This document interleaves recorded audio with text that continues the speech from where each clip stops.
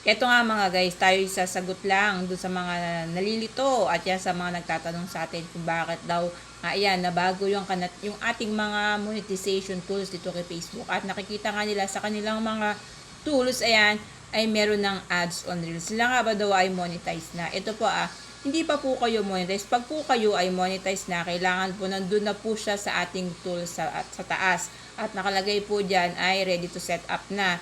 Yun po, pag yun po ang nakita nyo sa inyong mga tools na yan, ay monetize na po kayo. Pero po, pag dito po sa not yet available, ibig sabihin po, hindi pa po kayo monetize o invited dito sa mga tools ni Facebook. Ayan po, para po hindi kayo malito o maguluhan. Ito lang po yung picture ni Facebook na bago ang update niya. Kaya wag po kayong malito. Hindi pa po kayo monetize.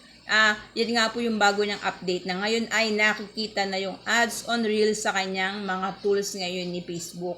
Pag po kayo ay monetize na, nandun na po yan sa taas sa tools. At pag hindi pa po kayo monetize, nandito pa po siya sa not yet available. Yan, sana po nasagot ko yung tanong mo, sis. Thank you for watching. Follow po more tips. Kung hindi ka pa nakapollow sa akin, pakipollow naman po ako para lagi kang updated sa aking mga tips and tutorial. Thank you!